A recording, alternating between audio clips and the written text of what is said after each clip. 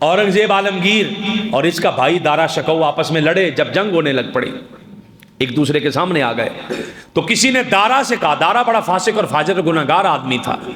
बाप के बाद दारे का ज़हन था कि कब्जा मेरा हो जाए सल्तनत पर, और औरंगजेब का था कि मेरा हो जाए कब्जा सल्तनत पर।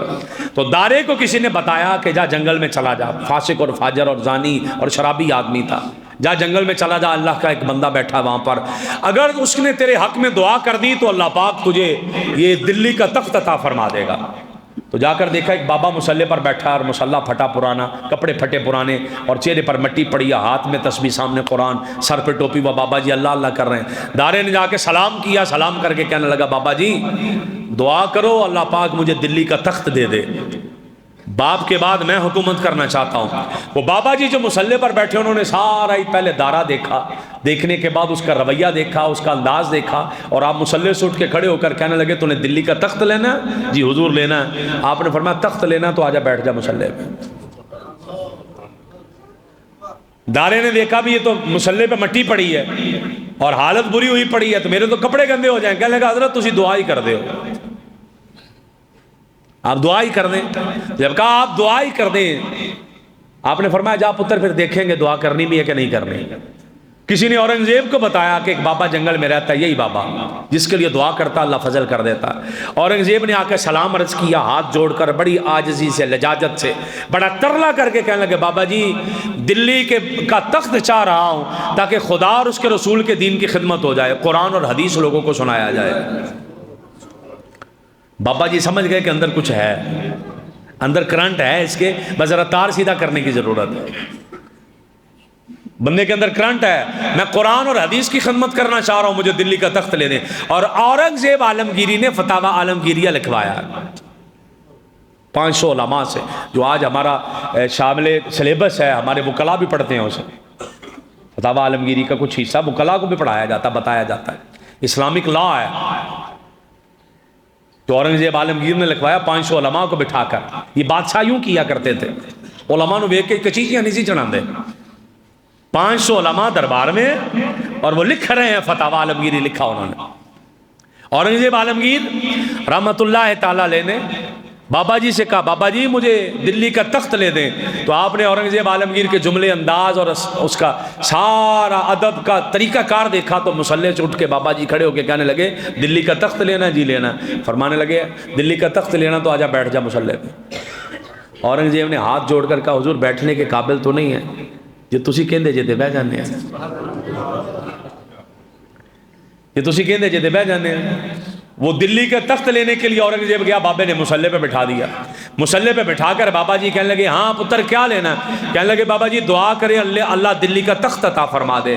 तो वो जो बाबा जी मुसल्ले पे बैठे कहने लगे, पुत्र वो तो हो गया, उनको अगे मांगना, वो तो हो गया, कुछ आगे मांग। कहने बाबा जी वो कैसे हो गया? आप जुमला सुन के आपकी जुबान अल्लाह भी मदीने जाने वाली है। बाबा जी वो कैसे? मुसल्ले पे आपके बैठा हूं तो दिल्ली का तख्त कैसे मिल गया? तो उस औरंगजेब को उस बाबा जी ने कहा, पुत्र जिस मुसल्ले पे तू बैठा ना, ये मुसल्ला नहीं है, ये दिल्ली का तख्त है, ये दिल्ली का तख्त है। औरंगजेब जरा सियाना आदमी था, ज़हीन आदमी था, नेक भी था, ज़हीन भी था। उसने कहा बाबा जी तख्त तो हो गया, ताज नहीं ला देंगे? ये ना हुकूमत करूं लोग गालियां दें बाद में, लोग दुआ तो करें मेरे हक में कि आदल हुक्मरान गया, नेक गया, परहेजगार गया। का पुत्र जिन्ना मेरे को शहर से तेनों दे देता, अब अगर ताज लेना तो तेरे महल के 6 7वें कमरे में एक बाबा जो तुझे वजू करवाता उसके पास जा, जो तहज्जुद के टाइम पे तेरे पास पानी का लोटा लेकर आता उसके पास जा, ये ताज उसके पास है। मतलब ये कि तख्त मेरे पास है और इज्जत उसके पास है। तख्त तूने ले लिया, इज्जत उसके पास से ले ले। औरंगजेब कहते हैं मेरे तो पसीने छूट गए कि उस बाबे को तो दबके बड़े मारे हैं, वो मुझे कहां से दे देगा? वो तो मुझे नहीं देगा ताज। मैं सारी रात नींद नहीं, कभी करवट इधर खिले, कभी करवट उधर खिले, करते करते वो सुबह तहज्जुद का टाइम आ गया, दरवाजे पे दस्तक हो गई, मैं उठा, देखा वही बाबा पानी का लोटा लेके खड़ा। आजा पुत्र तहज्जुद की नमाज पढ़ ले, तुझे वजू करवा दें। मैं वजू करने के लिए आगे गया तो मेरा तरीकाकार था कि कुर्सी पे बैठ जाता, बाबा सामने खड़ा हो जाता, वजू करवाता। लेकिन आज मुझे इस बाबे से कुछ लेना था। जब बाबा सामने खड़ा हुआ, मैं कुर्सी पे बैठा, तो मैंने कहा बाबा जी तरतीब ना बदल रही है, کہنے لگے کیسے؟ میں نے کہا بابا جی تسی ایتھے آؤ تو میں سامنے ہونا۔ بابا جی کرسی پہ بیٹھ گئے، مجھے وضو کروانے لگ پڑے۔ جب وہ وضو کروا رہے ہیں، ہاتھ دھل گئے، کلی ناک میں پانی، سارا کام ہو گیا۔ اس کے بعد بابا جی جب میں نے سر کا مسح بھی کر لیا، پاؤں دھلوانے لگے، تو میں نے وہ میرے پاس کپڑا تھا صافہ امامہ، میں نے آگے کر کے کہا، میں نے کہا بابا جی اب میرے سر پگ نہیں بن دیں دے۔ مجھے کہنے لگے کس لیے؟ میں نے کہا بابا بن دیو نا۔ وہ بابے کو سمجھ آ گئی کہ میں کیا کروانا چاہ رہا ہوں۔ اس بابے نے وہیں پہ کھڑے کھڑے نا وہ جنگل کی طرف دیکھا، او جتھے وہ بابا بیٹھا ہے، یہاں پر اپنے محل میں کھڑے کھڑے یہ بابا جی کہنے لگے چنگی نہیں کی تھی یار، یارہ دے راز رکھ دینا، تو نے تو میرا راز بتا دیا کہ میرے پاس تاج ہے دلی کا۔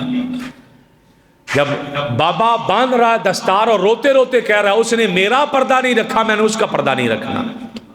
کہ بابا جی وہ کیسے، اس کا پردہ کیوں نہیں رکھنا، وہ کون ہے بابا؟ تو یہ بابا دستار باندھنے والا کہہ رہا تمہیں پتا وہ کون ہے؟ نہیں حضرت مجھے نہیں پتا۔ فرمایا یہ وہی ہے جسے دنیا حضرت خضر علیہ السلام کہتی ہے،